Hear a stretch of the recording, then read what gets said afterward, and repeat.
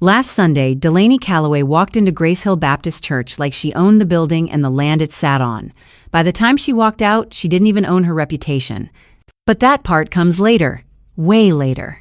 And honestly, it's better if you hear the whole thing from the beginning, because the ending won't hit the same without the middle, and the middle won't make sense without the night that started all of it. So let me take you back to a Saturday in early March.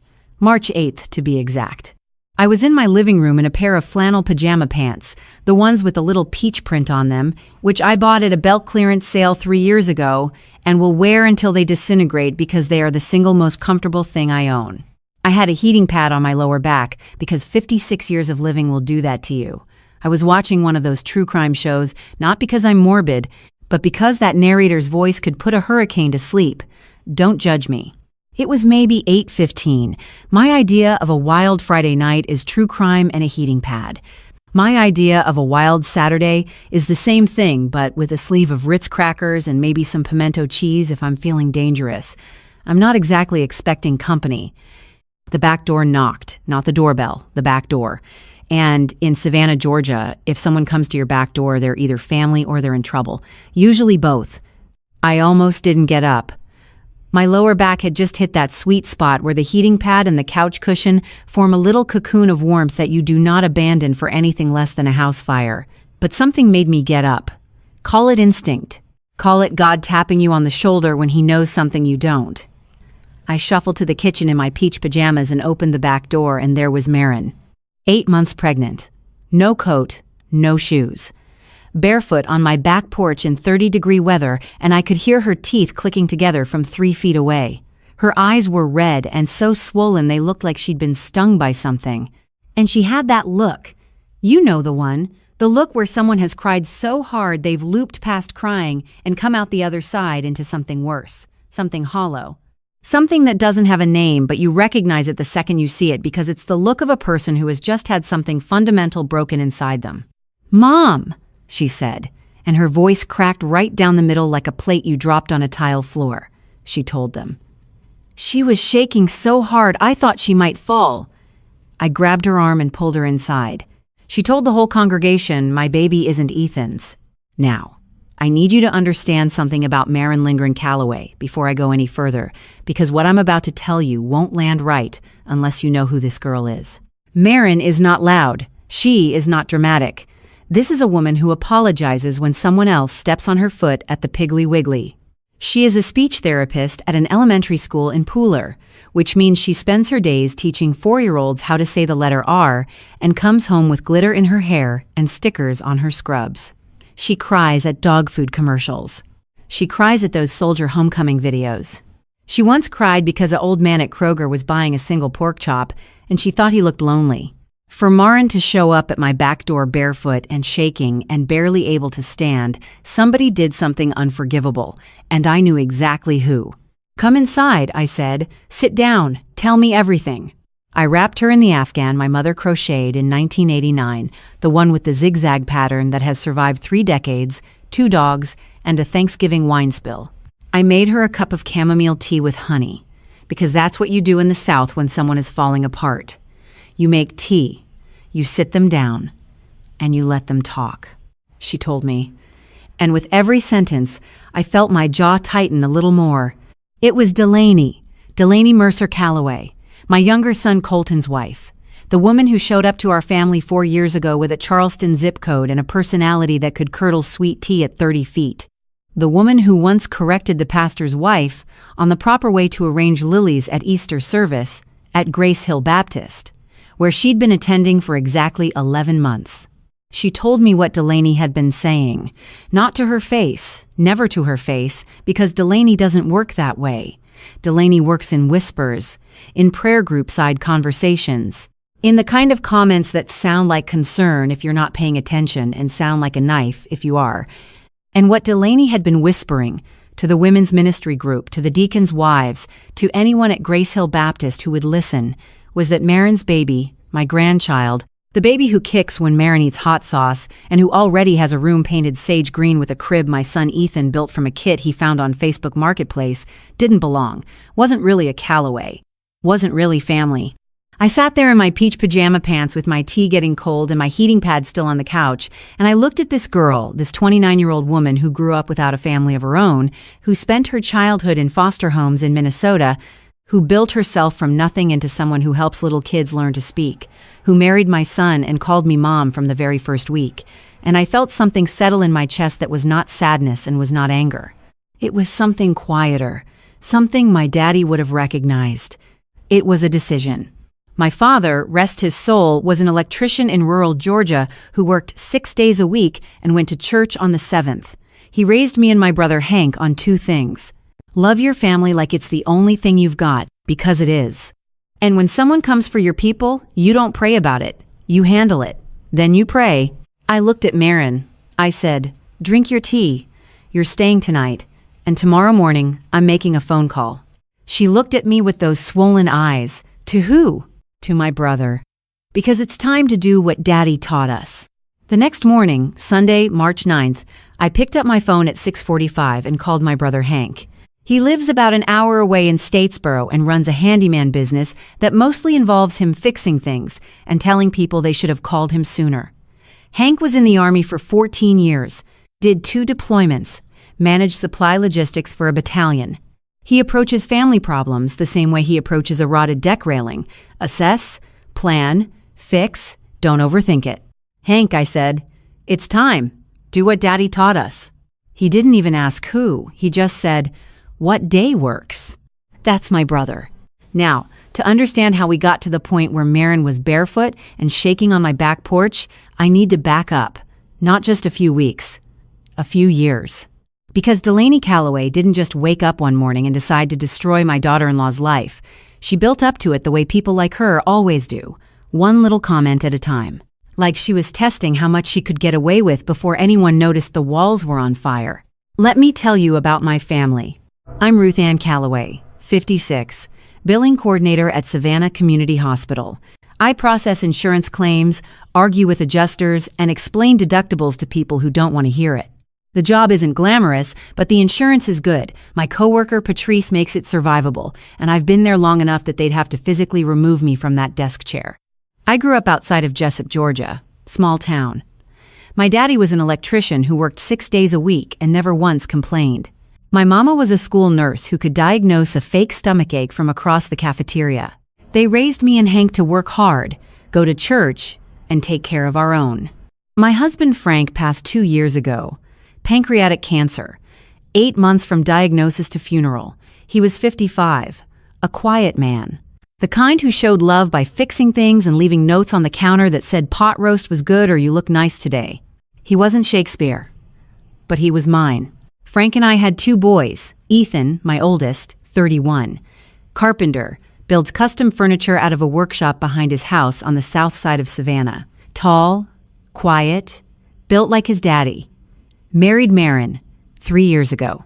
Backyard wedding, 61 people, paper lanterns, a playlist she made on her phone, $6,200. Most beautiful wedding I've ever been to. Then there's Colton, 29, real estate. Wears polo shirts with the company logo and says things like motivated seller without irony. Good kid, big heart. Spine made of wet spaghetti, which is a dangerous combination when you're married to a woman like Delaney. Delaney Mercer Calloway. Let me tell you about Delaney. She showed up 4 years ago when Colton brought her to Sunday dinner. From Charleston, old money, or at least old money adjacent. White Range Rover, linen in February. The kind of smile that made you feel like you were being interviewed for a position you didn't apply for. She was an event planner. Made that clear within the first 45 minutes. Weddings, galas, fundraisers. Had a website with her photo in front of a floral arch looking like she'd just orchestrated the second coming and wanted you to know she'd stayed under budget. Frank tried to like her. After that first dinner, he leaned over while we were washing dishes and said, "That girl talks like she's selling something, but I can't figure out what." Frank was smarter than people gave him credit for. They got married a year later. Vineyard outside Charleston. 200 guests. $31,000. Of which I paid $12,800. I remember because it was 6 years of savings withdrawn with a smile. That's what you do for your children. You don't keep a ledger. Looking back, I should have kept the ledger. The thing about Delaney is she's not mean. Mean is easy. Mean is loud and obvious. Delaney is strategic. Everything she does has a layer underneath it. And for the first couple of years, I wasn't looking. I was being polite. I was being Christian. I was giving Delaney grace she hadn't earned and didn't deserve. She joined Grace Hill Baptist within 3 months of marrying Colton, not for spiritual reasons, but because that's where things happen in our part of Savannah. The women's ministry, the charity events, the visibility. Within a year, she was on the events committee. Within 18 months, co-chairing the annual fundraiser. She volunteered for everything. Showed up early, stayed late, brought lemon bars. I'm fairly certain came from a bakery on Bull Street, with the labels peeled off. And everyone loved her. Or thought they did. Meanwhile, Marin was just being Marin. Quiet, kind. Working at the elementary school in Pooler. Coming home with finger paint on her sleeves and macaroni art taped to the refrigerator. She didn't need to be the center of anything. She just needed to belong somewhere. And that's the thing about Marin that broke my heart long before Delaney ever got involved. Marin grew up in the foster care system in Minnesota. She was in 4 homes by the time she was 12. One was good. A woman named Linda, who taught her to bake bread and braided her hair on school picture day. The other 3 she doesn't talk about. She aged out at 18, put herself through college, got her speech pathology degree, moved south because she wanted somewhere warm. Met my Ethan at the farmer's market on Forsyth Park when she asked if his cutting boards were handmade, and he said yes ma'am and turned the color of a tomato. She called me Mom from the very first week. Not because I asked, because she'd never had one to call. So when I tell you that Delaney looked at this woman, this girl who built herself from nothing, who finally found a family who was carrying my grandchild and decided she didn't belong, I need you to understand the full weight of that. But I'm getting ahead of myself, because Delaney didn't start with a bomb. She started with a whisper, and the first whisper came at Thanksgiving. Thanksgiving, 2024, last Thursday of November. My house, I'd been cooking since 5 in the morning, turkey in the oven by 6, cornbread dressing by 7, sweet potato casserole with the marshmallow top, because that's how my mama made it and I will not be taking suggestions. Collard greens simmering on the back burner with a ham hock that I'd been saving in the freezer since September specifically for this purpose. If you think that's excessive, you don't understand Southern Thanksgiving, and I feel sorry for you. The whole family was coming. Ethan and Marin with little Oliver, who had just turned 2 and was in his phase of putting absolutely everything in his mouth, including the dog's squeaky toy, a pine cone he found on the porch, and at one point, his own shoe. Colton and Delaney. Hank and his girlfriend Denise, who makes a pecan pie that should be classified as a controlled substance. Normal Thanksgiving. Or so I thought. There was one thing different that year. Frank's chair. It was the first Thanksgiving without him. His chair sat at the head of the dining table, the same spot he'd sat for 23 years, and I couldn't bring myself to move it. I didn't set a plate there. I didn't put a place card. I just left it empty, like maybe he'd walk in from the garage smelling like sawdust and sit down and say smells good the way he always did. Nobody mentioned it. But Marin, when she walked in and saw it, she squeezed my hand and didn't say a word, and that was exactly right. That was exactly what I needed. Oliver was running around the living room with his alligator sippy cup, the green one with the little cartoon gator on it that Marin had found at a Target in Pooler. That cup went everywhere Oliver went. It was like his emotional support beverage container. He was babbling and crashing into furniture and being 2 years old, which is basically being a tiny drunk person with no volume control. I loved every second of it. Dinner was good. The turkey was perfect. And I say that without modesty because I brined that bird for 24 hours and I earned the right to brag. Hank had seconds of everything. Denise's pecan pie disappeared in 11 minutes. Even Delaney complimented the dressing, which from her is the equivalent of a standing ovation. And then it happened. They were in the kitchen.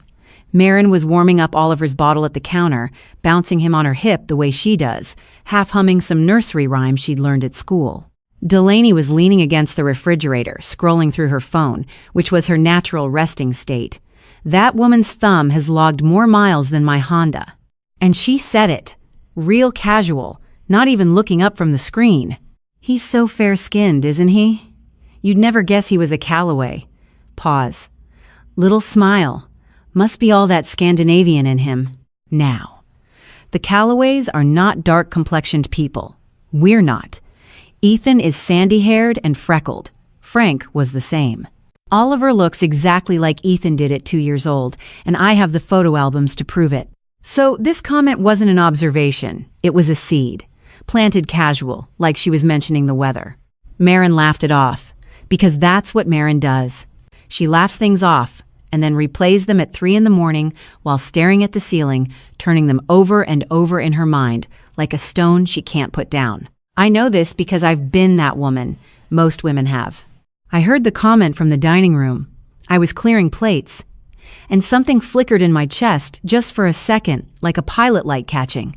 But I talked myself out of it. Maybe she's just being Delaney, socially clumsy, tone-deaf. Some people say things without thinking, and you can't convict someone for being oblivious. I gave her grace, the kind they teach you about in that church she joined 11 months prior.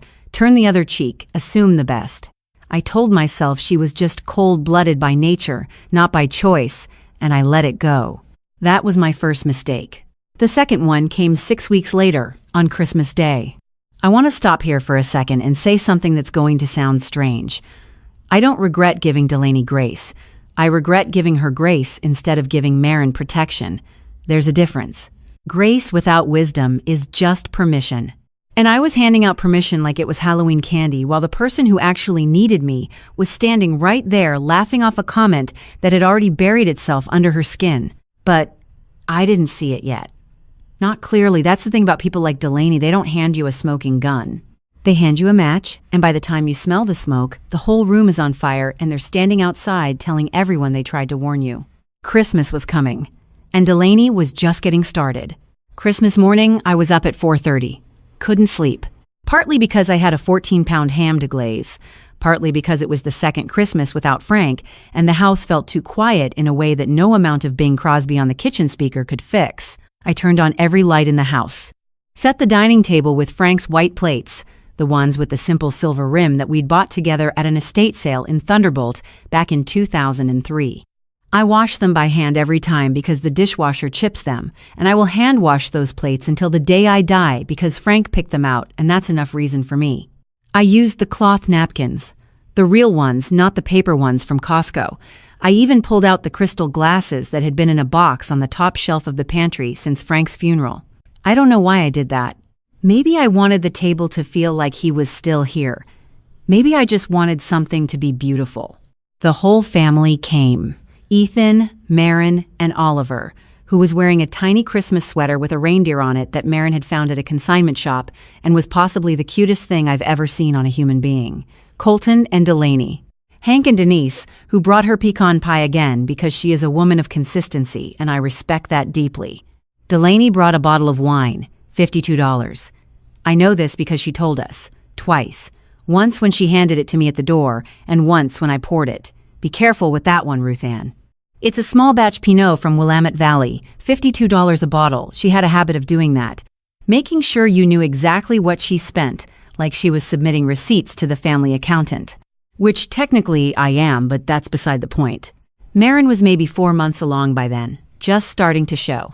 She had that glow, the one people talk about, and she kept her hand on her belly the way first-time pregnant women do, like she was holding something precious and fragile and couldn't quite believe it was real.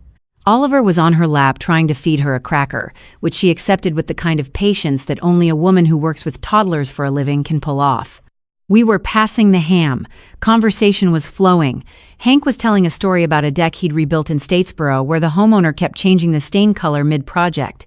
Denise was laughing. Colton was nodding along the way he does when he's not really listening but wants you to think he is. Normal Christmas dinner, plates clinking, glasses filling, the kind of evening where you almost forget that someone is missing from the head of the table. And then Delaney looked at Maren, tilted her head. Did that little half smile she does when she's about to say something that has teeth behind it. So, have y'all thought about doing one of those Ancestry DNA kits? She said it like she was recommending a restaurant. Casual, breezy. They're so fun. You might find some surprises. She looked directly at Maren's belly when she said the word surprises. The table went quiet. 2 seconds. I counted. Hank coughed into his napkin. Denise looked at her plate like it contained the secrets of the universe. Ethan put his fork down and said, "We're good, thanks," in a voice so flat you could level a shelf with it. And Delaney shrugged. Just shrugged. Like she'd offered someone a mint and they'd declined. "Just looking out for the family," she said. Then she picked up her $52 wine glass and added, almost as an afterthought, "It's what responsible parents do." Responsible parents. She said that to a woman who never had parents, who spent her childhood being moved from house to house, carrying her things in a garbage bag because nobody thought to give her a suitcase, who had to teach herself what a family looks like by watching other people's from the outside. Responsible parents. I bit the inside of my cheek so hard I tasted Christmas ham twice. Maren didn't react. She just smiled, that same soft smile she always uses when something cuts her deep and she doesn't want anyone to see the wound. She shifted Oliver on her lap and said, "More ham? Anyone?" Like nothing had happened. But something had happened. I could feel it. The temperature at that table dropped about 10 degrees in 2 seconds, and it had nothing to do with the December weather. Here's what I should have done. I should have set my fork down, looked Delaney in the eye, and said, "What exactly do you mean by that?" I should have made her explain herself in front of everyone. People like Delaney operate in shadow. They thrive in ambiguity. The second you drag their words into direct light and make them own what they said, they crumble. I know that now. But I didn't do it. I sat there being polite, being gracious, being the kind of Christian woman who turns the other cheek so many times she's dizzy. I let that comment land on Maren's shoulders, and I watched her carry it out of my house that night with the same quiet dignity she carries everything, and I didn't say a single word. I was so busy being good that I forgot to be brave, and that's a mistake I'll carry with me for a long time. January came, and with it, the next phase of Delaney's plan. The baby shower. Maren announced the baby shower in early January. She wanted something small. Her foster mom, Linda, driving down from Minnesota. A few friends from the school. Her co-worker, Tammy, who'd been through 3 baby showers of her own and had opinions about one's equality. Cake from that bakery on Broughton Street that makes the lemon bars with the powdered sugar that gets on everything. Simple. Sweet. Like Maren. Delaney volunteered to plan it. Volunteered is generous. She announced she was taking over the way a seagull announces it's claiming your parking spot at Tybee Island. Before Maren could finish her sentence about lemon bars, Delaney had already created a group chat, named it Baby Calloway Celebration, with 3 pink heart emojis, and posted a Venmo link for donations.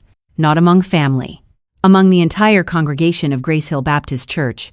She stood up during fellowship hour on a Sunday, which is the 30 minutes after service where everyone drinks bad coffee and pretends they understood the sermon, and she made an announcement. She said she was organizing a charity baby shower for her sister-in-law. She used the word charity. She said Maren's story, and I am quoting her here because 3 people told me independently, was an inspiration and that as a church family, we should rally around her during this special time. She made Maren sound like a cause, not a person, a cause. The donations came in fast. Grace Hill is a generous congregation. Good people who show up with casseroles when someone's sick and write checks when someone's in need. By the end of January, Delaney had collected $4,800. She posted a budget breakdown in the group chat. Venue rental, $1,200. Catering, $800. Decorations and floral, $1,500. Favors and supplies, $1,300. $4,800 on the nose. Maren was grateful. Maren is always grateful. That's the problem with people who grew up without kindness. They mistake any gesture for generosity, even when the gesture has teeth. The shower was Saturday, February 8th, Fellowship Hall at Grace Hill Baptist. The same room where we do Wednesday night potlucks and the annual Christmas pageant where Tommy Burgess's kid knocked over the manger scene 2 years in a row. I walked in and my stomach dropped. The decorations looked like someone had raided the clearance aisle at Dollar Tree during a windstorm. The balloon arch was lopsided, half the balloons already sagging by noon like they'd given up on the whole event. There were paper streamers taped to the walls with what I'm fairly sure was Scotch tape because they kept peeling off and drifting to the floor like sad little surrender flags. The plates were paper, not the thick kind. The kind that buckle if your potato salad weighs more than a prayer. The cake was from Walmart. I know this because I recognized the container. It said, "Congrats Maren" in purple icing. One R, one wrong name.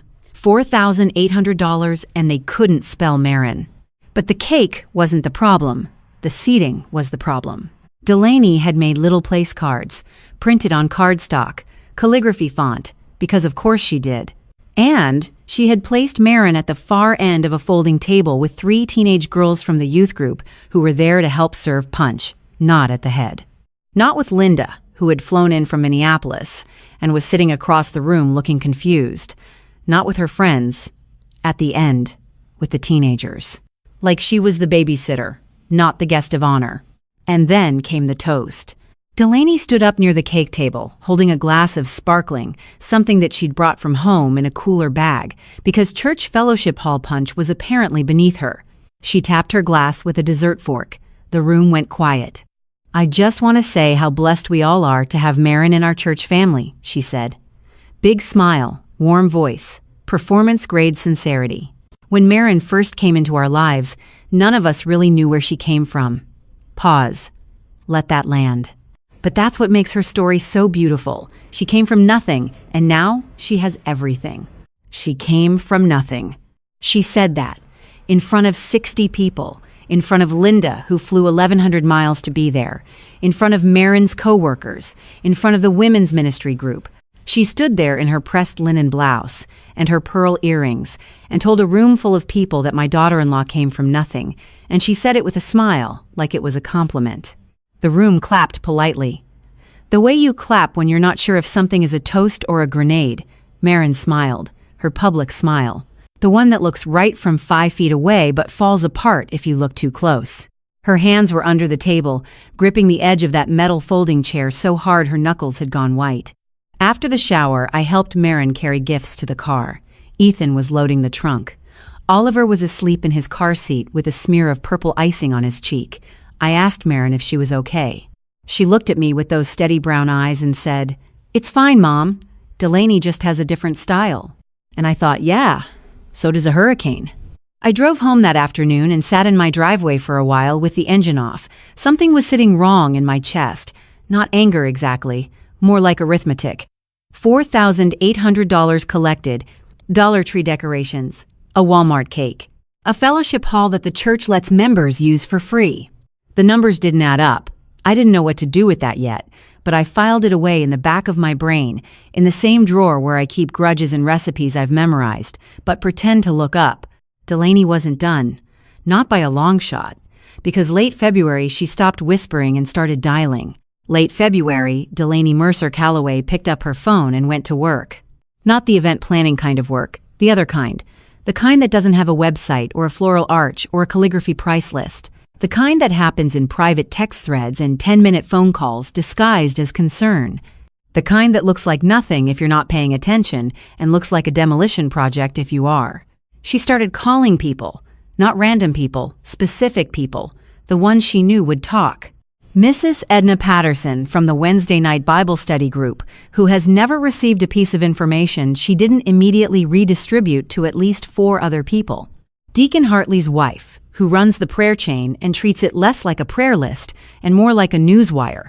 Colton's godmother, a woman named Charlene Odom in Brunswick, who loves Colton like a son and has opinions about everything that happens in his life, whether she's been invited to have them or not. And what Delaney was saying to each of them, in that same breezy voice she uses for everything, was this. Have you noticed Oliver doesn't really look like any of the Callaways? Don't you think the timing of this pregnancy was a little quick? I mean, they'd barely been married a year before Oliver came along. I'm not saying anything. I'm just asking questions. I've learned something about people who say, "I'm just asking questions." They are never just asking questions. They are building a case in the court of public opinion, one phone call at a time, one raised eyebrow at a time, and by the time you realize what's happening, the jury's already made up its mind and you never even got to testify. Delaney was careful. She never said it outright, never once said that baby isn't Ethan's. She just planted the seed and let everyone else water it. I'm not accusing anyone of anything. I just think it's worth paying attention to. That was her line, her favorite little weapon, wrapped in plausible deniability, like a razor blade in a gift box. And it worked. Because here's the thing about a small church community. It's beautiful when it works right. People bring meals when you're sick. They show up for funerals. They remember your kids' names. But the flip side of that closeness is that gossip travels at the speed of sound, and once an idea gets planted, it grows whether you water it or not. It just needs one person to whisper it and 3 people to nod, and suddenly it's not a rumor anymore. It's a concern. Within 2 weeks, the concern had spread through Grace Hill Baptist like kudzu through a Georgia fence line. I didn't know the full extent of it at the time, not yet, but I started noticing things. A couple of women from the women's ministry who used to hug Marin on Sunday mornings started just waving from across the room. Mrs. Patterson asked me very casually after service one Sunday, "How's Marin doing? Everything good with the pregnancy?" In a voice that clearly meant she already had an answer in mind and was checking to see if I'd confirm it. I said, "She's doing great, Edna. Thank you for asking." And I looked her right in the eye when I said it. She looked away first. But I still didn't know the full picture. Not until Charlene Odom, Colton's godmother, called Ethan. It was a Tuesday evening in early March. Ethan was in his workshop sanding a tabletop. Marin was in the kitchen making dinner. Oliver was in his high chair demolishing a banana with the kind of focused aggression that only a 2-year-old can bring to fruit. Charlene called Ethan's cell, and she said, in that voice people use when they're pretending to be reluctant about the gossip they're about to deliver, "Honey, I don't want to cause any trouble, but are you sure about that baby? Some people have been talking, and I just want to make sure you've thought about it." Ethan handled it fine. He told Charlene to mind her business, politely but firmly, in that flat voice of his that leaves no room for negotiation. But Marin was standing in the kitchen doorway. She'd come to tell him dinner was ready, and she heard it. She heard, "Are you sure about that baby?" She heard some people have been talking. And standing there in that doorway with a dish towel over her shoulder and Oliver's banana-smeared bib in her hand, Marin finally understood what had been happening for months. Every sideways comment at Thanksgiving, every DNA joke at Christmas, every misplaced seat at the baby shower, every subtle distance from the women at church who used to embrace her. It wasn't random. It wasn't bad luck. It wasn't Delaney being socially awkward. It was a campaign, coordinated, deliberate, patient, and Marin was the target. That's what brought her to my back door on March 8th. That's what put her on my porch with no shoes and no coat in 30-degree weather. That's what cracked her voice down the middle when she said, "She told the whole congregation my baby isn't Ethan's." And that's what made me pick up the phone the next morning and call my brother, because I was done watching. I was done being polite. I was done giving grace to a woman who was using my church, my family, and my daughter-in-law's deepest wound as weapons. Delaney wanted to play a long game. Fine. She was about to find out she wasn't the only one in this family who knew how to be patient. The Monday after Marin showed up at my door, I went to work like normal, clocked in at 7:45, sat down at my desk, turned on my computer, stared at a screen full of insurance claims, and didn't process a single one for 45 minutes. My coworker, Patrice Jenkins, noticed. Patrice notices everything. She's been at the front desk of Savannah Community Hospital for 17 years. She knows every patient's name, every copay amount, and every piece of gossip within a 6-mile radius. She's the kind of woman who can tell something is wrong with you from across the waiting room based entirely on how you're holding your coffee cup. "You look like someone stole your dog and then asked you to pay for the leash," she said, rolling her chair over to my desk. Patrice doesn't believe in personal space or indoor voices. She's from Hinesville. She was raised loud and has seen no reason to adjust. She has this ceramic alligator on her desk, little green thing about the size of a fist that she bought at a flea market in Savannah back in 2013. She picks it up and squeezes it whenever she's upset about something. Stress alligator, she calls it. By the end of that week, I'm fairly certain she'd squeezed the paint off its tail. I told her everything, not because I needed advice. Patrice gives advice whether you ask for it or not. I told her because I needed someone outside the situation to confirm that I wasn't losing my mind. You know how sometimes you're so deep inside something that you can't tell if it's genuinely insane or if you're the one who's overreacting? That was me. I needed an outside set of eyes. Patrice listened to the whole thing, didn't interrupt once, which for Patrice is like holding her breath at the bottom of a swimming pool. When I finished, She leaned back in her chair, the one with the squeaky wheel she's refused to replace since 2019, and said, "That woman is a termite in a Sunday dress." I don't think Delaney owns anything from Sunday dress territory, but the point landed like a hammer. "What are you going to do?" Patrice asked. "I don't know yet," I said, "but I'm not doing nothing." That Tuesday, Marin called me. She was at Linda's house. Linda, the foster mom in Minneapolis. The one good one. The one who braided her hair and taught her bread. Marin had flown up there for a few days to clear her head, which is Marin speak for "I'm falling apart and I don't want Ethan to see it." "Mom," she said. And the way she said it made my chest tighten in a way that had nothing to do with my age and everything to do with what was coming next. Maybe Delaney's right. I gripped that phone so hard I'm surprised the screen didn't crack. Maybe I don't fit in your family. I've been thinking about it, and maybe she sees something that I can't see because I want it too much. Her voice was small. The kind of small that comes from a person who has spent their whole life being told they don't belong and has finally started to believe it. "I never had a real family growing up, Mom. Maybe I don't know how to be in one. Maybe I'm just pretending and everyone can tell." I sat down on the edge of my bed because my knees decided they were done holding me up for that particular sentence.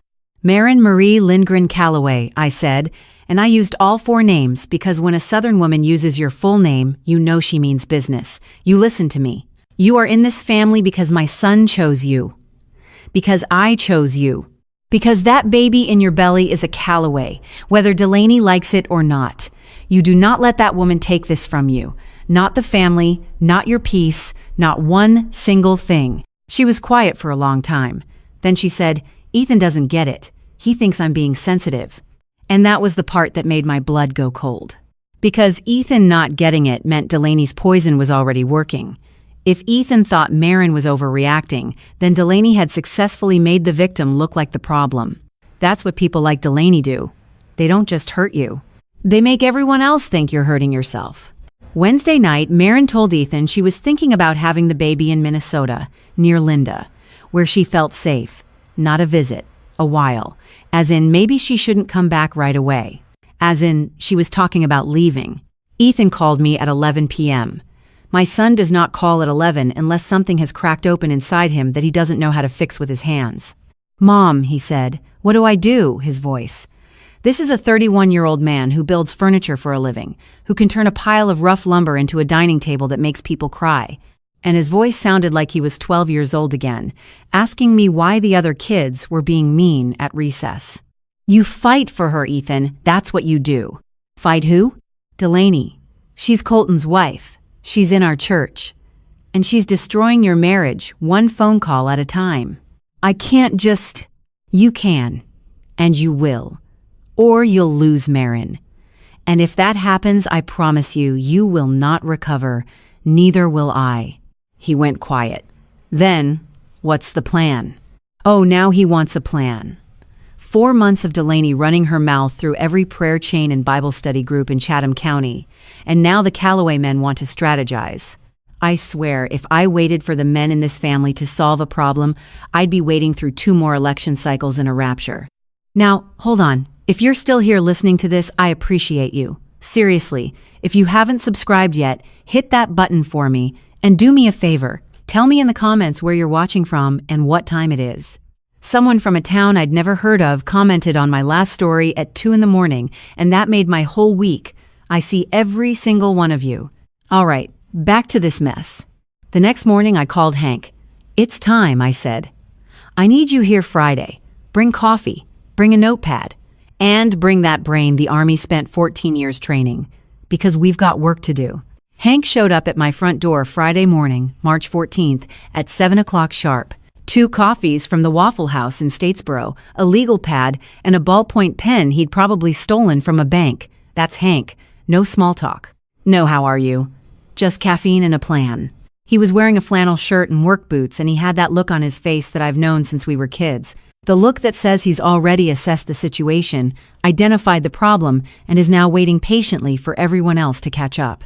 14 years in the Army will do that to a man. Or maybe he was born that way and the Army just gave him a uniform to match. We sat at my kitchen table, the one Frank and I bought at an estate sale in 2009 from a couple who was downsizing to a condo in Florida. Oak, Solid. The kind of table that's seen enough family dinners and arguments and late-night conversations to qualify as a family member itself. I've had it longer than I had Frank, which is a thought I try not to sit with too long. I laid everything out, all of it. The Thanksgiving comment, the Christmas DNA suggestion, the baby shower seating and the toast. The phone calls to Edna Patterson and Deacon Hartley's wife and Charlene Odom, Marin showing up at my door. The conversation where she said she didn't belong, Ethan calling at 11 at night sounding like a lost kid. Hank listened, wrote things down in his weird half-print, half-cursive handwriting that looks like a doctor's note after an earthquake. When I finished, he tapped his pen on the legal pad twice and said, "So she's skimming church money and trying to run off your daughter-in-law." He took a sip of his Waffle House coffee. Nice girl. "She's not stupid, Hank. She's careful." "Careful people leave trails," he said. "Stupid people don't. I'd rather deal with careful." That's when we started pulling at the money thread. I dug out the group chat. Delaney had posted her budget breakdown back in January. Venue rental, $1,200. Catering, $800. Decorations and floral, $1,500. Favors and supplies, $1,300. $4,800 total. Clean, neat. Every number accounted for on paper. Except none of them were real. The fellowship hall at Grace Hill Baptist Church is owned by the church. Members can use it for events. There is no rental fee. I confirmed this with Gloria Whitfield, the pastor's wife, who told me in the gentlest possible voice that no one in the 32-year history of that fellowship hall has ever paid $1,200 to use it. Delaney said she was covering some additional costs, Gloria said carefully. I assumed she meant cleaning fees. We charge $50 for cleanup. 50. Not $1,200. The cake. I'd recognize the container the second I saw it. Walmart bakery. Standard sheet cake, white with purple icing. I called the Walmart on Abercorn Street. I didn't even need to give a name. I described the cake and the woman in the bakery department said, "Oh yeah, the one that said Marin?" I remember because the lady who ordered it spelled the name for me over the phone. Marin. I wrote it exactly how she said it. $42.67, not $800. The decorations, those sad, sagging Dollar Tree balloons and paper streamers and plastic tablecloths, Delaney had invoiced $1,500 for decorations through a company called Mercer and Grace Events. I looked it up. It was an LLC registered in Chatham County. The registered agent was Delaney Mercer Calloway. Mercer. Her maiden name, Grace. The church. She had created a company, named it after herself and the church she'd infiltrated, and run $4,800 of church donations through it like a washing machine. Paid herself to decorate a baby shower with supplies that cost less than a dinner at Olive Garden. Hank looked at the numbers, looked at me. How much actually went into that shower? I added it up on the back of his legal pad. $50 cleanup fee, $42.67 for the cake, maybe $100 in Dollar Tree supplies if I was being generous. Another $50 or $60 in miscellaneous. Let's call it $350 total. Out of $4,800, Hank said. $4,450, gone. He whistled low, not impressed, disgusted, through her own LLC. Through her own LLC. We sat with that for a minute. The kitchen was quiet, except for the refrigerator humming and a mockingbird going off outside the window like it had a personal vendetta against silence. But here's where things got complicated. Because when Patrice helped me look at it from a legal angle later that week, we realized something deflating. And I mean that, literally and figuratively, given all the Dollar Tree balloons involved. Delaney had collected voluntary donations through the church. There was no contract, no written agreement specifying how the money would be spent, no promise of cost-based purchasing. She'd set up a budget, collected donations, hired her own company, and her company had charged whatever it wanted. It was ethically repulsive, morally disgusting. The kind of thing that should get you escorted out of a church by the Holy Spirit personally, and completely legal. My smoking gun was a squirt gun. I put my head in my hands at that kitchen table and let out a breath I'd been holding for 3 weeks. Hank didn't say anything. He just refilled my coffee from the pot on the counter, which is his version of a hug. I needed something bigger, something that couldn't be explained away by LLC loopholes and the absence of a contract, something in Delaney's own words that no amount of lawyering or crying could undo. And then my phone rang. It was Colton. Colton's voice hit me before his words did. Not angry exactly. Worse. The kind of loud that comes from a man who's scared and doesn't know it yet, so he's calling it something else. Mom, what the hell are you doing?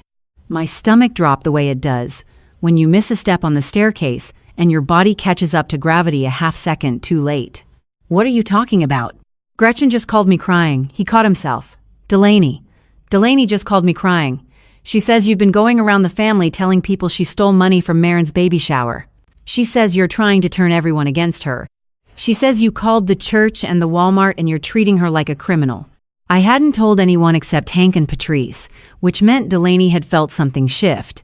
Maybe Gloria's tone was different after I asked about the fellowship hall. Maybe Edna Patterson mentioned my comment after church. Maybe the Walmart bakery lady said something to someone who said something to someone. In a town like Savannah, information doesn't travel. It migrates, like birds, in flocks, following patterns you can't predict and landing wherever they please. Whatever it was, Delaney had sensed the ground moving beneath her, and she did what people like her always do. She went on the offensive, classic move. When you feel the walls closing in, scream loud enough that everyone looks at the person you're pointing at instead of looking at you. Colton, I said very carefully, the way you talk when you're standing at the edge of something and the wrong word sends you over. I haven't told anyone anything. But I do have some questions about the baby shower budget, and I think Delaney should answer them. Mom, stop. She's my wife. And Marin is Ethan's wife. And somebody's been calling our relatives and our church members and suggesting that Marin's baby doesn't belong in this family. You want to talk about who's doing what to whom? Silence. A long one. The kind where you can hear someone blinking on the other end of the line. I'll handle it, he said. He hung up. He did not handle it. Now I know what you might be thinking. Just tell Colton everything and let him deal with his wife. I thought about it for about 11 seconds. But here's the problem with Colton. My younger son is not a bad person. He's got Frank's gentle heart and my mother's avoidance instincts, which is a combination that produces a man who will do almost anything to keep the peace, including letting a war happen around him as long as nobody asks him to pick a side. If I dumped everything on Colton, he'd do one of two things. Tell Delaney, which would give her time to delete texts, close the LLC, and build a counter-narrative. Or freeze up completely and do nothing, which would give Delaney the same result with less effort. Neither option helped Marin. So I kept working, quietly, carefully, the way Hank taught me. Don't chase the rabbit, he'd said on the phone that night. Let the rabbit come to you. I was trying. But the rabbit had just called my son and made herself the victim, and suddenly I was the one being hunted. 4 days later, Tuesday, March 18th, Colton called again. And this time, his voice wasn't angry. It was quiet, flat. The kind of quiet that means someone has run out of energy for the performance and is just going to hand you the truth like a parking ticket. Mom, I need to tell you something. Okay. Delaney knows you've been looking into the shower budget. Pause. I told her. The words just sat there between us, like a broken plate on a kitchen floor. You told her. She kept asking me why you were being weird, why you called Gloria. I didn't know what to say, Mom. She was crying. She was saying you were trying to destroy our marriage. I didn't. I just told her. I was sitting in my car in the parking lot of Savannah Community Hospital. It was 5:47 in the afternoon. The engine was off. The low fuel light was on, that little amber glow on the dashboard that I'd been ignoring for 2 days because gas was $3.69 a gallon and I was hoping willpower would get me home. The March sky over Savannah was doing that thing it does in late winter, where it can't decide if it's gray or if it's just giving up entirely. Somewhere between overcast and exhausted. I knew the feeling. I sat there and I thought, maybe I should let this go. Maybe I'm making it worse. Maybe Marin was right, and she should go to Minnesota and have the baby with Linda, and Ethan can drive up on weekends, and we can all pretend Delaney isn't poisoning everything she touches. Maybe I should just go home and turn on the heating pad and eat some Ritz crackers, and accept that some people are just like this, and there's nothing you can do about it. I sat there so long, the low fuel light started blinking. Even my Honda was telling me to go home. I almost did. But then I thought about Marin, standing on my back porch. 8 months pregnant, no shoes, 30 degrees, shaking so hard I could hear her teeth from inside the kitchen. I thought about that nursery. Sage green walls. The crib Ethan built from a kit he found on Facebook Marketplace, sanded by hand, sealed with 3 coats of polyurethane because that's how Ethan does everything. The little mobile with the fabric stars that Maren had sewn herself because she wanted the baby's first thing to be something made with love. I thought about what Delaney said, that this baby didn't belong. That my grandchild, who wasn't even born yet, who hadn't taken a single breath in this world, had already been rejected by someone sitting in the same church pew. No, I was not going home. I was not letting this go. I was not going to eat Ritz crackers and surrender. I just needed a different weapon, and I found it 4 days later, from the last person I expected. Delaney Mercer Calloway has made a lot of enemies in her life. Most of them don't talk about it. They just quietly remove her number from their phone, cross the street when they see her coming, and move on. That's what most people do when someone burns them. They walk away and hope the smoke clears. But every once in a while, Delaney burns someone who doesn't walk away, someone who keeps the receipts. Literally. Her name was Savannah Price. 27 years old, lived in a 1-bedroom apartment in Midtown Savannah above a coffee shop on Bull Street. Ran a small wedding planning business she'd built from scratch after graduating from SCAD with a degree in event design and a mountain of student loans. She was good at her job. Creative, organized, the kind of woman who could turn a backyard and a $50 flower budget into something that made people cry in a good way. 2 years ago, Savannah made the mistake of partnering with Delaney on a series of events in the Savannah area. Corporate mixers, charity galas, a couple of weddings. It started fine. Then Delaney started redirecting clients to herself, undercutting Savannah's pricing, and telling people Savannah was unreliable. Within 6 months, Savannah had lost 4 clients, and her reputation had a dent in it that took a year to hammer out. I didn't know any of this when I called her. I was taking a shot in the dark. Actually, I was taking a shot in a closet at midnight with my eyes closed while standing on 1 foot. But desperation makes you creative, and I had run out of reasonable options 2 days ago. Getting Savannah's number required the kind of chain of contacts that only works in the South. Hank asked a woman from his church in Statesboro who used to do flowers for weddings. She knew a caterer in Savannah who'd worked with a planner named Savannah Price. The caterer texted me the number. Small-town Georgia is basically 6 degrees of separation, except it's 2 degrees, and one of them is a church potluck. I called Savannah on Saturday morning, March 22nd. She picked up on the 3rd ring and immediately said, "Is this about Delaney?" Which told me everything I needed to know about how often people call Savannah Price about Delaney Calloway. "It might be," I said. "What did she do this time?" Now, here's where I almost blew it. My instinct was to launch into the whole story. Thanksgiving, Christmas, the baby shower, the phone calls, the LLC, all of it. Just unload 4 months of fury into this stranger's ear like a fire hose. But Hank had told me something the night before that stuck. He said, "Don't walk in with a suitcase. Walk in with a question." Military Hank. Always with the one-liners that sound like fortune cookies but are actually smart. So instead of dumping, I asked, "Has Delaney ever said anything to you about my daughter-in-law Maren?" Silence. A long one. I could hear espresso machines in the background from the coffee shop below her apartment. "Mrs. Calloway, I don't want to get in the middle of family stuff." My heart sank. Another dead end. She was going to hang up, maybe call Delaney, and I'd be back to square one with even less credibility and a squirt gun that couldn't even squirt. "I understand," I said. And I meant it. I'm not asking you to take sides. I'm asking because my daughter-in-law showed up at my back door 3 weeks ago, 8 months pregnant and barefoot in 30-degree weather, because someone has been telling our church and our family that her baby doesn't belong. She's 29 years old. She grew up in foster care. She has never had a real family until us, and she thinks she's not good enough to be a Calloway. I need to understand where this is coming from. More silence. Longer this time. The espresso machine had stopped. Then Savannah said, "Can I call you back tonight? I need to think about some things." She called me back at 9:14 p.m. And she didn't just think about some things. She brought receipts, the real kind. Savannah told me that Delaney had been texting her for months, not just about Maren, about the whole family.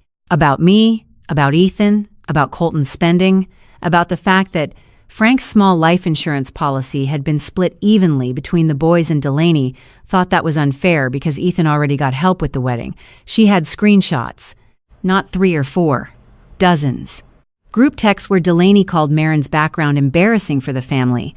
Private messages where Delaney said Oliver doesn't look like our side at all.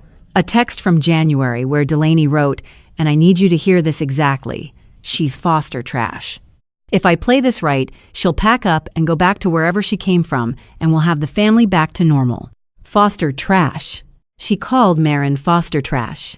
She called my daughter-in-law the kindest woman in Chatham County, the woman who spent her childhood being moved from house to house with her belongings in garbage bags, who put herself through college, who teaches children how to speak, who sewed a mobile of fabric stars for a baby she already loves more than her own life. Foster trash. I asked Savannah why she was willing to share all of this. She said, "And I will remember this until the day I'm buried next to Frank, because she did the same thing to my business partner. Told everyone she was unreliable, stole her clients, destroyed 2 years of work. I was 25. I watched my friend lose everything and I couldn't prove any of it. I'm not watching it happen again to someone else." I stayed up until 1:30 that morning reading those screenshots on my phone. My reading glasses kept sliding down my nose and I kept pushing them back up and squinting at tiny gray text bubbles like I was decoding enemy transmissions, which honestly, I kind of was. The pattern was clear. The same pattern Hank had suspected. The same pattern Savannah had survived. Isolate, undermine, control. Find the person in the family who threatens your position. Cut them off from the herd. Poison the people around them. And wait for them to leave on their own so your hands stay clean. Delaney hadn't invented this. She'd perfected it. Maren wasn't her first target. She was just the latest. At 1:30 in the morning, I put my phone down on the kitchen counter. Frank's coffee mug was still sitting by the sink.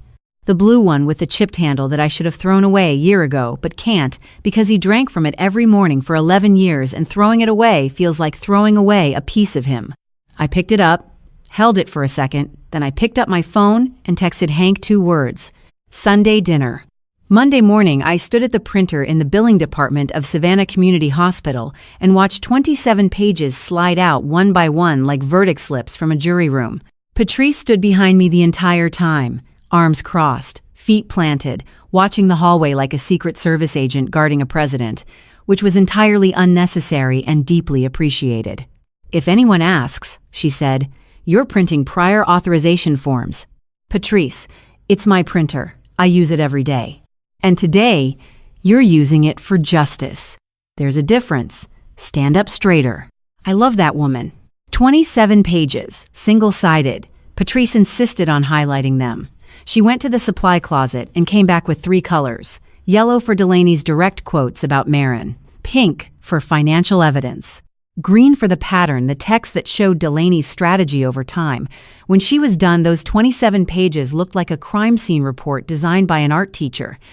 She held the stack up, squared the edges against the desk, and placed them in a manila folder with the kind of reverence usually reserved for legal documents and family Bibles. Then she looked at me and said, "Make sure you serve something she likes. It'll be her last supper." Patrice Jenkins, everybody. 17 years at the front desk. Employee of the decade. I spent the rest of that week planning a dinner the way Hank would plan a mission. Guest list, seating, timeline, menu. I told myself I was being strategic. The truth is, when I can't sleep, I cook. And I hadn't slept properly since March 8th, so by Saturday afternoon, my kitchen looked like a southern cooking show had exploded. 3 pounds of chicken thighs, buttermilk brined overnight in a bowl in the refrigerator that takes up the entire middle shelf. Double-dredged in seasoned flour, fried in my mama's cast-iron skillet, the one she gave me when I got married and told me to never, under any circumstances, let anyone wash it with soap. I have followed that instruction for 31 years. That skillet has more history than most relationships. Collard greens with smoked turkey neck simmering since noon. Mac and cheese with 3 kinds of cheese and a breadcrumb top that I broil for exactly 4 minutes because at 4.5 it burns and at 3.5 it's sad. And peach cobbler, my mama's recipe, made at midnight the night before because I was lying in bed staring at the ceiling thinking about Delaney's face when she sees that folder. And I decided that was not a productive use of my insomnia, so I got up and baked instead. It's either a coping mechanism or a personality disorder. Depends who you ask. I set the dining table with Frank's white plates, the ones with the silver rim from the estate sale in Thunderbolt. I washed each one by hand that morning. The dishwasher chips them. I used the cloth napkins, the real ones. I pulled out the crystal glasses again, the ones from the box on the top shelf. Frank would have said I was being dramatic. Frank would have been right. But Frank also would have understood. Hank showed up around 3, leaning against the kitchen counter, eating baby carrots straight from the bag, which is apparently the only vegetable he's willing to consume without being threatened. "You've been cooking since dawn," he said. "Since 5, actually. It's fried chicken, Ruth Ann, not a diplomatic summit. Hank, when I'm done with this dinner, that woman is going to wish it was a diplomatic summit. At least then she'd have a translator." He shook his head, ate another carrot, and said nothing, which is Hank's way of saying he agrees, but doesn't want to give you the satisfaction of knowing it. The guest list was small and deliberate. Ethan and Marin, Colton and Delaney, Hank, and Gloria Whitfield, the pastor's wife. I'd called Gloria earlier that week and asked if she'd come.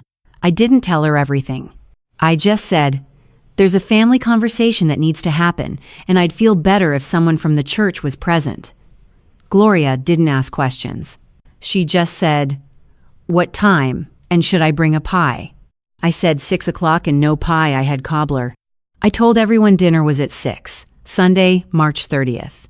I told Colton it was a family get-together, nothing big. I said I wanted to bring everyone together before the baby came. That it had been a hard few months, and I thought we all needed a good meal and some time around the table. Colton said Delaney might not want to come. "That's fine," I said, "but I'd love to see her." I said it in my nicest voice, the one I use at the hospital when a patient argues about a copay and I have to explain their deductible without calling them something unchristian.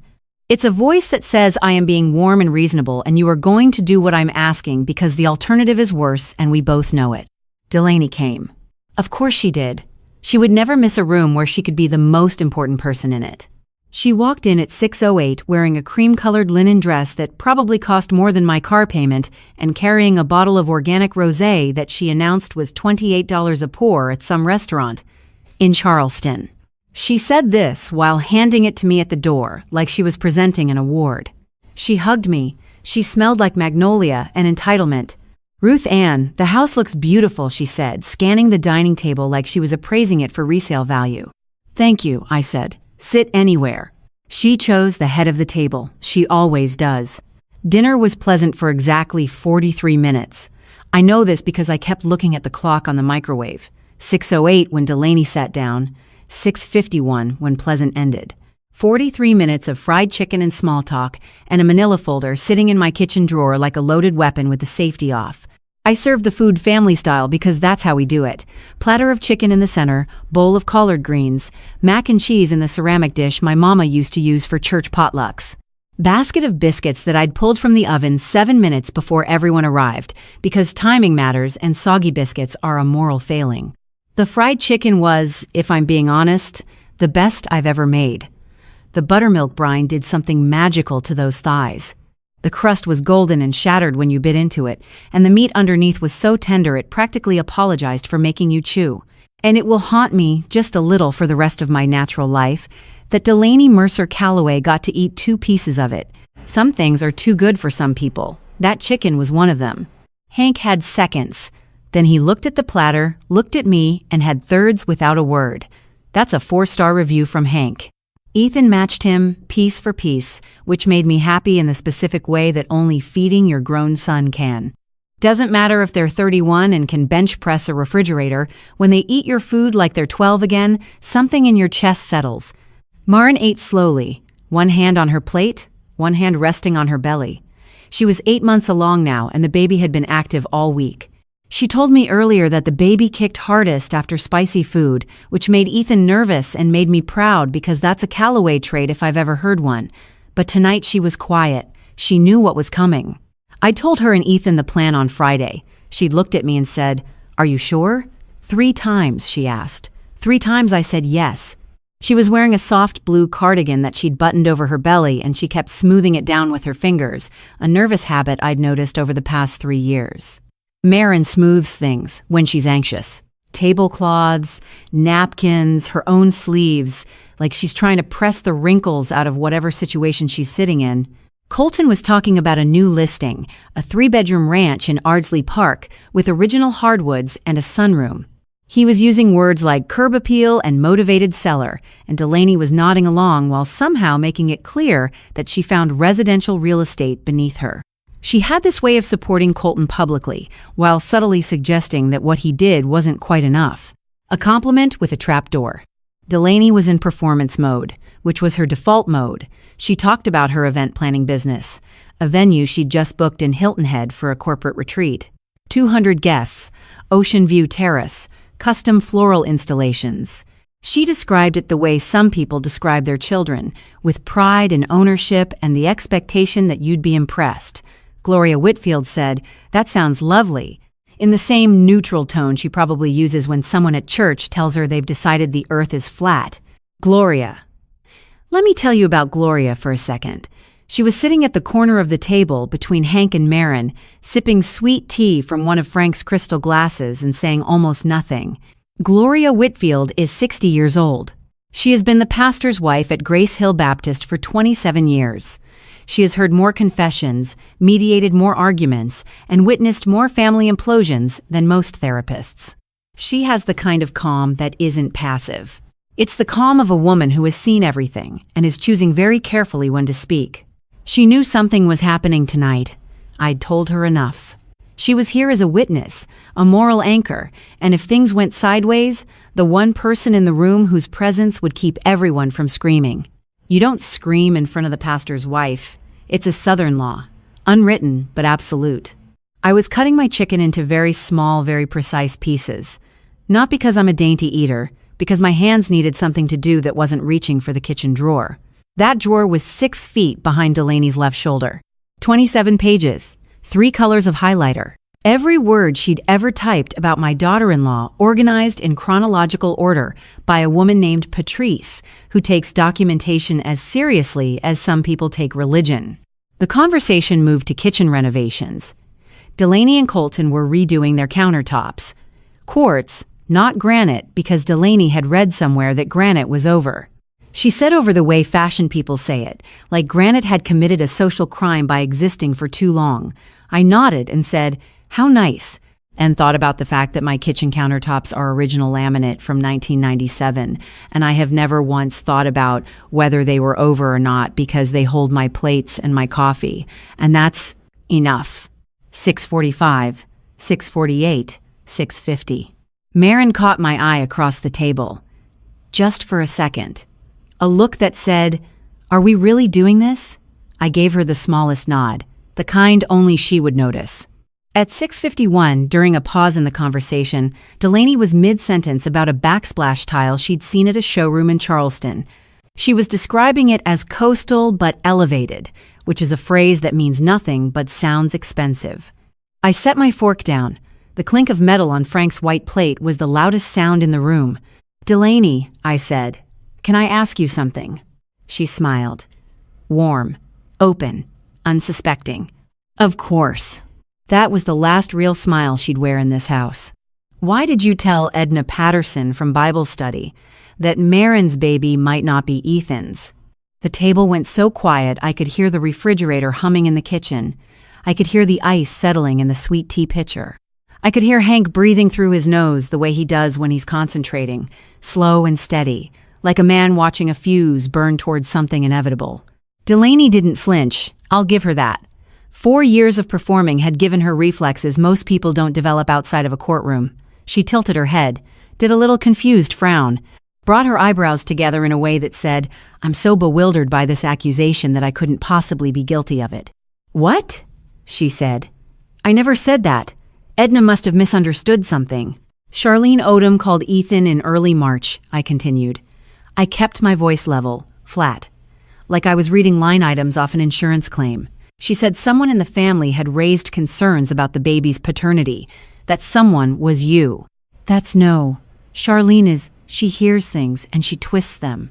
I would never say something like that." She looked at Colton, quick, automatic, the way a drowning person looks for a life raft. "Babe, tell them, I would never." Colton opened his mouth, closed it, opened it again. He looked like a man who'd just been handed a test he didn't study for in a language he doesn't speak. I didn't wait for him to find his words. I'd been waiting 4 months. I was done waiting. "And Christmas dinner," I said.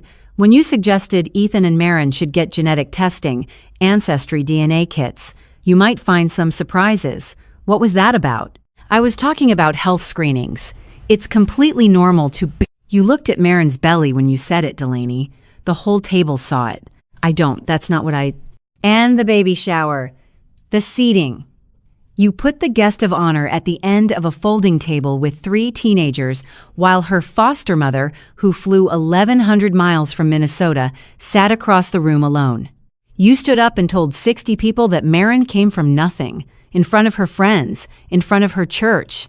That was a compliment. I was celebrating her story. And the phone calls. I wasn't raising my voice. I didn't need to. Every sentence was a brick, and I was building a wall she couldn't climb over. Rita from the choir, Deacon Hartley's wife, Mrs. Timmons from the women's ministry. You called them. You told them Oliver doesn't look like a Calloway. You asked them if they thought the pregnancy timeline was suspicious. You said you were just asking questions. Delaney's face changed. Not a lot, just enough. The confused frown melted away, and something else took its place. Something tighter, something calculating. She was recalibrating. I'd seen that look before, on patients at the hospital who realize their insurance excuse isn't going to work and they're going to have to pay the full amount. "Erica Ruth Ann," she said, and her voice dropped into that syrupy register, the one that sounds like warm honey but tastes like battery acid. "I think there's been a huge misunderstanding. I love Maren. I love this family. I don't know who's been putting these ideas in your head, but I think someone has been..." "Savannah," I said. One word, one name. And I watched it land the way you watch a stone drop into still water. The ripple started at Delaney's forehead. The color left her face. Not the way it happens in movies, all at once and dramatic. The way it happens in real life. Slowly. Starting at the hairline and working down, like someone was pulling a shade over her from the inside. Her lips parted. Her fingers, which had been wrapped around her $28 a pour glass of rosé, went still. "Savannah Price sent me your text, Delaney." I stood up. My chair scraped against the hardwood floor. I walked to the kitchen. 6 steps. I opened the drawer. I took out the manila folder. 27 pages. 3 colors of highlighter. Patrice's handiwork.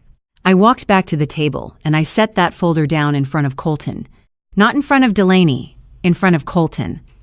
Because Colton was the one who needed to see it. Colton was the one she'd been hiding behind for 4 years. Colton was the one who needed to read his wife's own words in her own texts from her own phone and decide for himself what kind of woman he'd been defending. "Every text you sent about Maren," I said. "Every message about Oliver. Every comment about my family, to people who had no business hearing it. The group chat where you called my daughter-in-law foster trash. The one where you said if you played it right, she'd pack up and leave on her own. The one where you said we'd have the family back to normal." I paused. Let that land. "And so is the baby shower budget. The $1,200 venue that's free for church members. The $800 catering bill for a $42 Walmart cake. The $1,500 in decorations you ran through your own LLC, Mercer and Grace Events, registered under your maiden name in Chatham County. Every number, Delaney. Every receipt. The room was so still I could hear the peach cobbler cooling on the counter. Gloria Whitfield had set her sweet tea down and folded her hands in her lap, the way she does before she prays, except she wasn't praying. She was watching. And there was something in her eyes that wasn't surprise. It was confirmation. Like she'd suspected something for a while and had just been waiting for the proof. Maren hadn't moved. Her hands were in her lap. Her eyes were on her plate. But she wasn't hiding. She was still. The kind of still that comes after a very long storm when the wind finally stops and you can hear your own heartbeat again. Colton picked up the folder. He opened it to the first page, started reading. His face didn't change at first, and then it did. It changed the way weather changes over the Georgia marshland. Slowly, like fog rolling in. And then, all at once, like lightning. Delaney reached for the folder. Her hand moved fast. the way a person grabs for something that's falling off a shelf before they've thought about whether they actually want to catch it. "Let me see that," she said. "Those are taken out of context. Whatever Savannah told you, she's been—" "Don't," Colton's voice. Not loud, not angry. Just one word, flat and final, like a door closing. He didn't look up from the page. Just don't.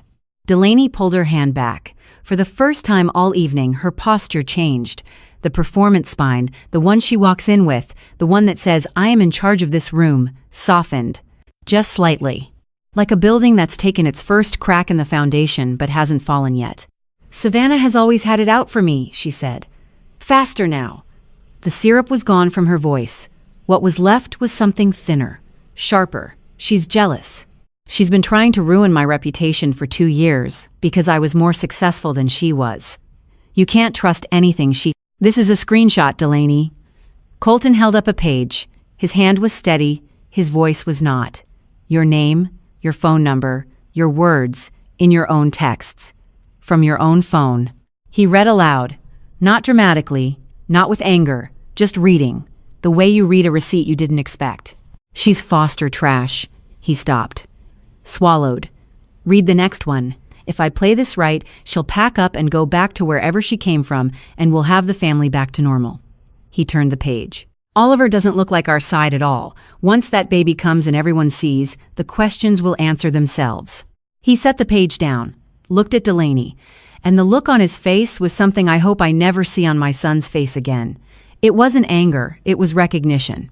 The kind of recognition that happens when you've been living in a house for 4 years and someone turns on a light in a room you didn't know existed, and everything inside it is something you wish you hadn't seen. Ethan stood up. My older son, 6'1", sandy hair, calloused hands from 10 years of working wood. He doesn't raise his voice. He didn't raise it now. He didn't need to. When Ethan speaks, the room listens, because Ethan only speaks when it matters. "You came to our church," he said. He was looking directly at Delaney. His voice was steady and low, like the hum of a table saw before it cuts. "You sat at our table. You ate our food. You held my son." He paused. "And the whole time you were doing this." Delaney started crying. "And I want to be clear about something. I don't say what I'm about to say to be cruel. I say it because there's a difference, and the difference matters. I've seen real tears. I saw them on Marin's face on my back porch 3 weeks ago. Tears that came from somewhere so deep they didn't make a sound. Tears that shook her whole body and left her unable to stand. Those were real. These were not real. These were the tears of a woman whose show had just been canceled, and she was trying to negotiate a refund. The chin trembled at the right moment. The voice cracked in all the rehearsed places. The eyes glistened, but the mascara held because even in crisis, Delaney's mascara was waterproof. "I was just trying to protect the family," she said, pressing her fingertips under her eyes in that delicate way women do when they want you to know they're crying but don't want to ruin their face. "Everything I did was because I care about this family." "From who?" Ethan said. He hadn't sat down, hadn't moved. "From a woman who teaches little kids how to say the letter R, who cries at hymns during Sunday service? From a 2-year-old with an alligator sippy cup? That's who you were protecting us from?" The alligator sippy cup. Oliver's sippy cup. The little green one from Target that goes everywhere he goes. Ethan said it, and the image landed in the room like a photograph dropped on the table. A 2-year-old boy, banana on his face. Sippy cup in his fist. That's who Delaney had decided didn't look enough like a Callaway. That's who she'd been whispering about in prayer groups and Bible studies and phone calls to Charlene Odom on Tuesday afternoons. Hank, who had been silent through all of this, my brother who doesn't waste words, who stores them like firewood and only burns them when it's cold, looked at Delaney and said, "Ma'am, the only person this family needs protection from is sitting at the head of the table." The head of the table, the seat Delaney had chosen, the seat she always chose, the seat that used to be Frank's. Gloria Whitfield spoke next. She hadn't said more than 10 words all evening, but when Gloria speaks, even the walls lean in. "Delaney," she said. Her voice was gentle. Not soft, gentle. There's a difference. Soft lets you off the hook. Gentle holds you on it. I've known this family for a long time. I've known this church even longer. What you've done is not what either of them was built on. Not the gossip, not the money, and not what you said about that girl and her baby. She looked at Marin when she said that girl. Not with pity, with respect. With the kind of acknowledgement that says, I see you. I see what was done to you. And it is not okay. Delaney looked at Colton. One last time. The life raft look. The look that always worked. The look that said, you're mine. Take my side. Fix this. Colton, she said, we're leaving. Colton didn't move. He was still holding the folder. Page 11, highlighted in pink. Colton, we're leaving. Now. I'm reading, he said. 3 syllables, 2 words. And with them, the last person Delaney could count on, the one person who had always taken her side, always smoothed things over, always chosen peace over truth, stopped choosing her. Not because anyone had convinced him, because she had convinced him herself. In her own words, typed with her own thumbs, sent from her own phone. She grabbed her coat from the back of the chair. She grabbed her purse. She grabbed the bottle of organic rosé, the $28 a pour one from Charleston, which I thought was a nice touch, salvaging the expensive bottle from the wreckage. Priorities. She walked to the front door. She didn't say goodbye. She didn't look back. She opened the door and the March evening air came in, cool and damp and smelling like jasmine, because Savannah in late March can't help itself. The door closed behind her. I watched her through the kitchen window. She was sitting in the white Range Rover, the one she'd driven to every family dinner, every church event, every baby shower. She'd turned into a personal ATM. The engine was running. The heat was blasting. I could see the exhaust curling up from the tailpipe into the cool March evening like breath on a cold morning. It was maybe 55 degrees out, not cold enough for the heater. But Delaney was running it anyway, because people who have just lost control of everything tend to reach for whatever small thing they can still command, even if it's just the temperature inside their own car. She had her phone in her hand. I could see the glow of the screen through the windshield. She was calling people. First call. Held the phone to her ear. 15 seconds. Nothing. She pulled it away, looked at the screen, tried again. Second call. 20 seconds. Nothing. Third call. She pressed the phone to her ear and held it there for a long time. Like if she just waited long enough, someone would appear on the other end. Nobody did. I stood at my kitchen window with a dinner roll in my hand. One of the biscuits from dinner, still warm. I took a bite and watched Delaney Mercer Calloway sit in her Range Rover in my driveway and discover in real time what it feels like when nobody picks up. Savannah Price wasn't picking up because Savannah had already said everything she needed to say and had no interest in hearing Delaney's version of it. Whatever college friend she was calling wasn't picking up because Delaney's college friends had been carefully curated accessories, not actual friends, and accessories don't answer the phone when the outfit falls apart. The event planning contacts, the church committee members, the women she'd charmed and leveraged and positioned herself beside for 4 years, none of them were picking up. Because word travels fast in Savannah, Georgia, almost as fast as Delaney's own text messages, and by now the wind had already shifted. Here's the thing about people who build relationships on strategy instead of love. They build beautiful structures, impressive ones. The kind that looks solid from the outside, with clean lines and fresh paint, and a foundation that seems unshakable.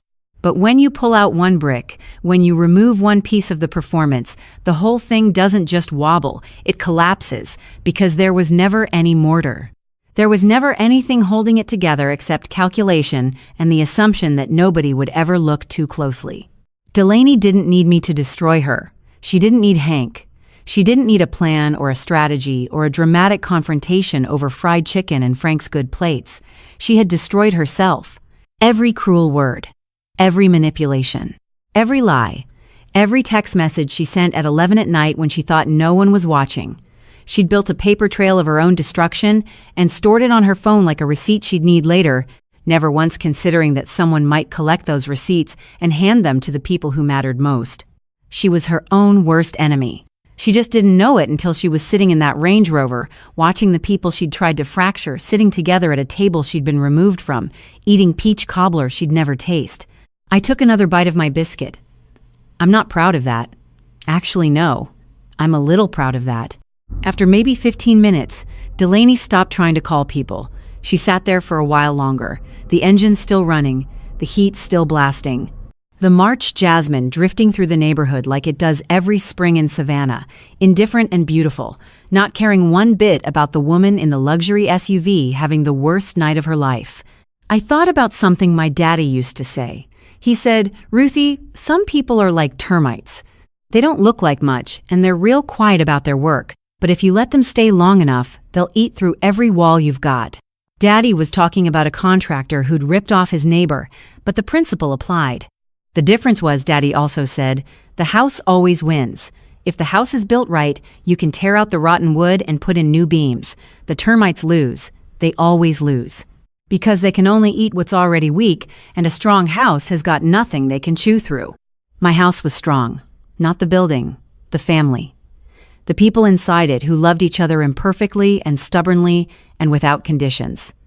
Marin was in that house. Ethan was in that house. Hank was probably finishing off the fried chicken in that house. Gloria was sipping the last of her sweet tea and saying something quiet and wise that I'd hear about later. Colton was in that house, reading page 23 of a manila folder that was rewriting everything he thought he knew about the woman he'd married. The Range Rover's headlights came on. The reverse lights glowed white. The car backed slowly out of my driveway, turned left onto Magnolia Street, and the taillights shrank into the evening until they were just 2 red dots, and then nothing. Nobody chased her. Nobody called after her. Nobody ran outside to say, "Wait, come back, let's talk about this." Because nobody does. Not when you've spent 4 years making sure nobody wants to. I set down the biscuit, wiped my hands on the dish towel hanging from the oven handle, took one more look at the empty driveway, at the spot where the Range Rover had been, at the magnolia tree in the front yard that Frank planted the year Ethan was born, and that blooms every March like clockwork. Then I turned around and walked back to my family. Colton stayed for dessert. Peach cobbler, my mama's recipe, the one she taught me when I was 14 in her kitchen in Jessup, standing on a step stool because I couldn't reach the counter yet. Brown sugar, cinnamon, a pinch of nutmeg, she said, was the secret, and fresh peaches when you can get them or canned when you can't, because my mama believed good food shouldn't require a season or an apology. I'd made it at midnight the night before, standing in my kitchen in my pajamas, unable to sleep and unwilling to just lie there, so I baked the way some people pray, with my hands and my whole heart and the quiet hope that something good would come out of the oven. I served Colton a bowl. He ate it slowly. He was still holding the folder. He'd read all 27 pages, every yellow highlight, every pink receipt, every green pattern note. He didn't speak for a long time. The only sounds in the room were his spoon against the bowl and the clock on the wall above the stove, the one Frank hung crooked in 2011 that I've never straightened because his fingerprints are probably still on the back of it. Then Colton looked up at me. "I'm sorry, Mom." 3 words. And the way he said them, I knew he wasn't just apologizing for the phone call where he'd tipped off Delaney, or for the months of not seeing what was happening, or for choosing peace so many times that peace had become its own kind of violence. He was apologizing for all of it, for the whole thing, for bringing Delaney into our lives and not noticing what she was doing with the access he gave her. "I know," I said. "I should have seen it. She made sure you didn't. That's what she does. That's what she's good at." He looked down at the folder again, ran his thumb along the edge of page 14, the one with the text where Delaney had called Marin foster trash. The highlighter on that line was yellow. Patrice had gone over it twice. "What do I do now?" he asked. "That's between you and God and a good lawyer," I said. "But whatever you decide it because it's right, not because it's easy." He nodded, finished his cobbler, put the bowl in the sink himself, which he hasn't done voluntarily since he was about 16. Small things, but I noticed.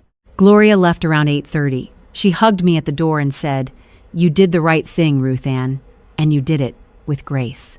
Which, coming from a pastor's wife, carries a weight that I can't fully describe, but that settled into my chest like a warm stone. Ethan took Marin home around 9. They stood in my doorway, the 2 of them, and Oliver was asleep on Ethan's shoulder, with his mouth open and his alligator sippy cup dangling from one hand, because even unconscious, that child does not let go of that cup. Marin hugged me, as much as you can hug someone when you're 8 months pregnant, which is more of a lean and press. She put her arms around me and leaned in, and I could feel the baby shift between us, this tiny movement against my stomach that reminded me why every single thing I'd done in the past 3 weeks had mattered. "Thank you, Mom," she said. 2 words. That's all. But her hands weren't shaking. For the first time in 3 weeks, Marin's hands were still, warm and steady against my back. And I thought, that's enough. That right there. That's the whole thing. Hank left around 9:30. He took a Tupperware container of fried chicken, a smaller Tupperware of mac and cheese, and a piece of peach cobbler wrapped in aluminum foil that he'd shaped into a little pouch with military precision. That's the Hank tax. You want his help, you feed him. Fair deal. I wouldn't have it any other way. At the door he turned and said, "Daddy would have been proud of you tonight, Ruthie." I didn't say anything. I just nodded. Because if I'd opened my mouth, I would have lost every bit of composure I'd held together for the past 3 hours, and I wasn't ready to do that yet. Not with people still in the driveway. Then it was just me. My kitchen. Frank's white plates in the sink, stacked carefully because they chip if you're not gentle with them. Cloth napkins balled up on the table. The cast iron skillet soaking in warm water on the stove. No soap, never soap. 31 years and counting. Crystal glasses lined up on the counter by the dish rack, still catching the light from the overhead fixture in a way that made them look like something from a church window. I washed the plates by hand, one at a time. The way I always do. Warm water, soft sponge, careful circles around the silver rim. Frank's plates. The ones we picked out together at that estate sale in Thunderbolt when we were young enough to think buying fancy dishes was a big adventure. I dried each one with a clean towel and put them back in the cabinet where they live, between the everyday plates and the serving bowls I only use at Christmas. The dishwasher chips them, so I wash them by hand, every time, every single time. I was about to turn off the kitchen light when I saw it, on the counter next to the paper towel holder. Oliver's sippy cup, the green one. The one with the little cartoon alligator on the side that Marin found at Target in Pooler. He must have left it there earlier when they'd come by before dinner, when Oliver was running around the living room being 2 years old and magnificent. I picked it up, rinsed it out under warm water, dried it with the same towel I'd used for the plates, set it on the dish rack right at the front, where Marin would see it the next time she came over. I didn't think about Delaney, not once. I thought about Tuesday. I had a dentist appointment at 9 and a stack of billing codes at work that weren't going to process themselves. Patrice would want a full report.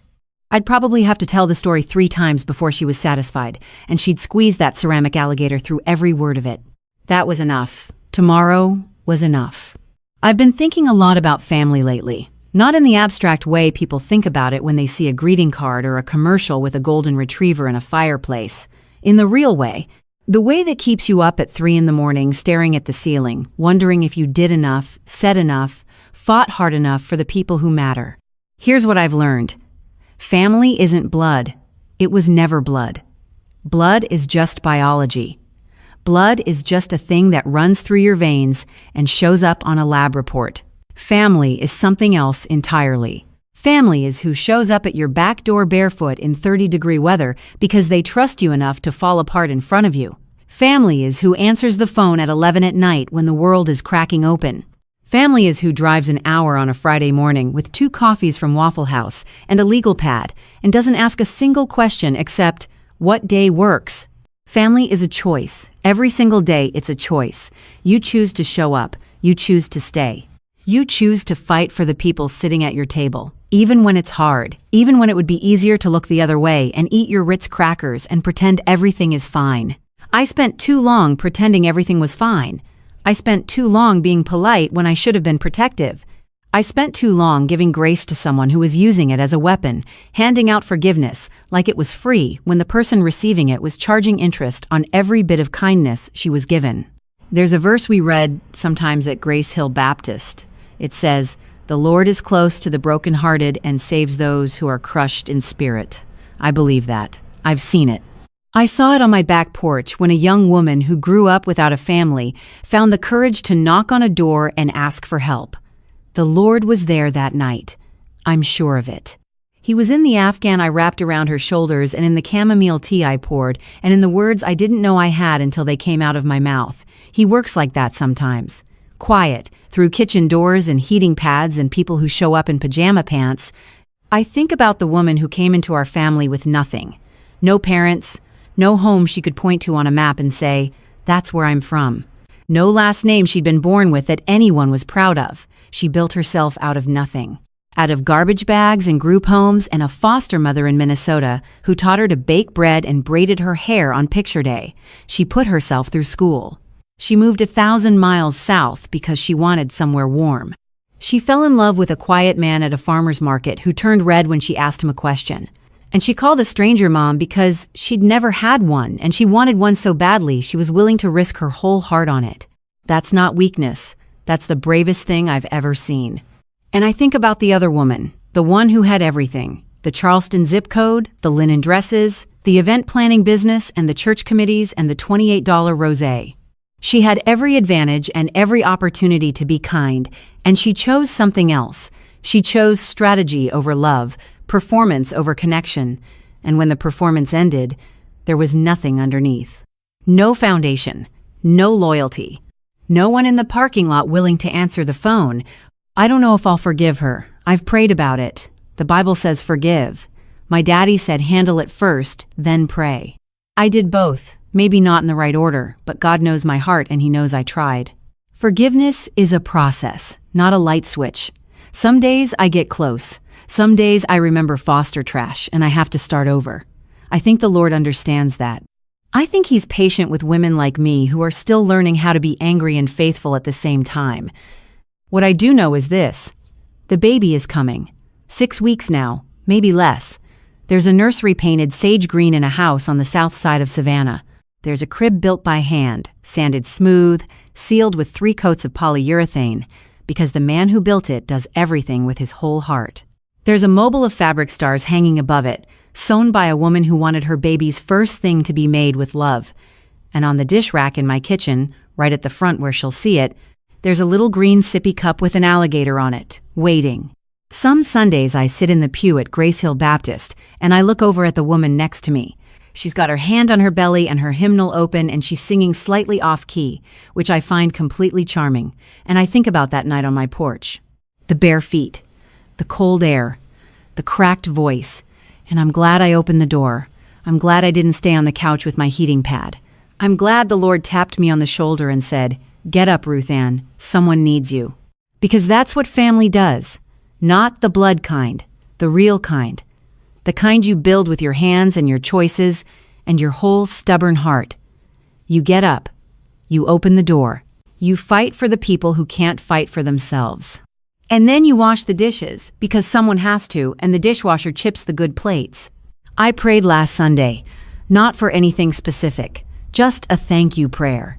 The kind where you close your eyes during the hymn and say, "Lord, thank you for this family. Thank you for the mess and the fried chicken and the brother who shows up with coffee. Thank you for the girl who knocked on my door and called me mom. Thank you for giving me the courage to set that folder on the table even though my hands were shaking too." I think He heard me. I think He smiled. And I think He's already working on whatever comes next, because that's what He does. He doesn't wait for us to be ready. He just opens the door and trusts us to walk through it. If this story touched your heart, I appreciate you being here. More than you know, more than I can say in a way that doesn't sound like a greeting card, so I'll just say it plain. Thank you. Tell me in the comments, have you ever had to stand up for someone in your family? What happened? I want to hear your story. Every single one. I read them all. Last week, someone left a comment at 2 a.m. from a town in Indiana. I had to look up on a map, and it made me cry at my kitchen table at 6 a.m. While Patrice's ceramic alligator stared at me from across the room. I see every one of you, even at 2 a.m. Especially at 2 a.m. If you haven't subscribed yet, go ahead and hit that button. I promise you the next story is already waiting. It's on your screen right now. Go ahead and click it. I'll be here. Same kitchen, same plates, same heating pad. See you next time.